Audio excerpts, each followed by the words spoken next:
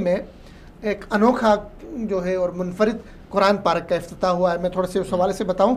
یہ قرآن پارک اس حوالے سے بھی منفرد ہے کہ اس میں جتنے بھی درخت لگائے گئے ہیں وہ درخت ہیں جو قرآن مجید میں مذکور ہیں. جتنے درخت قرآن مجید میں مذکور ہیں اس پارک میں یہ درخت موجود ہے. اس کے علاوہ اس پارک کا جو ہے ایک ایئر کنڈیشن اس میں غار ہے.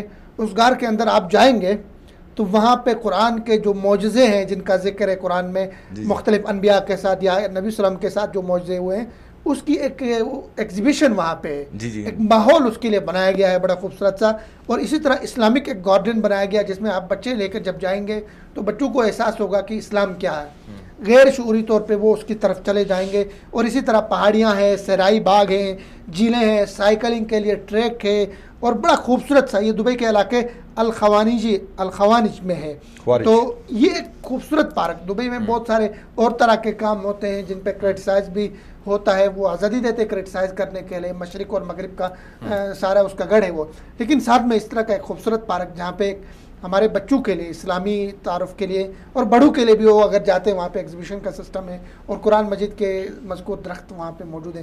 تو اس پہ کیا تبصرہ ہے آپ لوگوں کا؟ دیکھیں فردوس صاحب, میں اگر یہ کہوں کہ اسلامی تعلیمات کو, اسلامی دعوت کو عام کرنے کا جو اس وقت ضرورت ہے, ذمہ داری ہے, وہ بہت زیادہ ہے. اور اس وقت آپ کے جو عیسائی ہیں, دنیا کے دیگر جو مذاہب سے تعلق رکھنے والے لوگ ہیں, وہ اسلام کو سیکھنا پڑھنا دیکھنا چاہتے ہیں کہ اسلام ہے کیا, مسلمانوں کو جاننا چاہتے ہیں.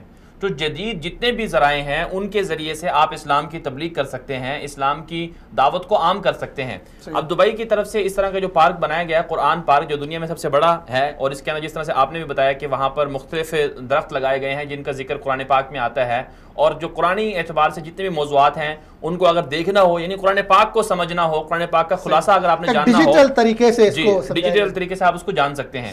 تو یہی کام جو ہے دبئی کے اندر ہوا, بہت اچھا کام ہے. اس طرح کی جو چیزیں ہیں یہ ہر ملک میں ہونی چاہیے اور ہر جگہ پر ہونی چاہیے. اور اس میں ایک اور جو بڑی ذمہ داری ہے وہ یہ ہے کہ اسلامی ٹی وی چینل جو ہیں, اسلامک میڈیا جو ہے, اس کو پروموٹ کرنا چاہیے. ویسے تو مسلمانوں کو یہ فرق نہیں کرنا چاہیے کہ اسلامک ہے غیر اسلامک ہے, یہ میڈیا میں فرق نہیں کرنا چاہیے, کیونکہ ان کو جو چیزیں اللہ تعالیٰ نے بتائی ہیں وہ ان کو کرنی چاہیے, جن سے اللہ تعالیٰ نے روکا ہے ان سے رکنا چاہیے.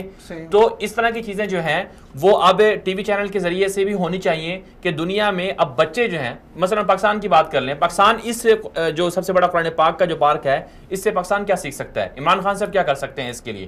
عمران خان صاحب کو چاہیے کہ پاکستان میں وہ ریاست مدینہ کی بات کرتے ہیں, ریاست مدینہ کی جو تعلیمات ہیں ان کو عام کرنے, ان کو فروغ دینے کے لیے عمران خان صاحب کو چاہیے کہ اس طرح کے مراکز بنائیں, اس طرح کے پارکس بنائیں, اور اپنے ٹی وی چینلز پر, پاکستان جو ٹیلی ویژن ہے, پی ٹی وی ہے, اس پر ایسے پروگرامات ہوں کہ بچے شوق سے دیکھیں. آپ بچوں کو کارٹون دکھاتے ہیں, کیا یہ لڑائی کر رہے ہیں, چھپ رہے ہیں, اس طرح کی چیزیں دکھاتے ہیں. آپ ان کو اسلامک ہیرو کیوں نہیں بتاتے؟ آپ ان کو یہ کیوں نہیں بتاتے کہ معاذ اور معوذ جو ہے وہ کون تھے جنہوں نے ابو جہل کو قتل کیا تھا؟ آپ ان کو یہ کیوں نہیں بتاتے کہ ابو ہریرہ کون تھے, وہ کیا لیڈر تھے, کون ہیرو تھے؟ آپ کے اصل جو ہیرو ہیں وہ صحابہ ہیں. آپ کے اصل جو آئیڈیل جو شخصیات ہیں وہ اسلامک لوگ ہیں. مغرب کے پاس تو ہیروز نہیں تھے, انہوں نے کارٹونز بنائے. صلاح الدین ایوبی کو آپ بتائیں. اس طرح کی چیزیں جو ہے عمران خان صاحب کو کرنی چاہیے.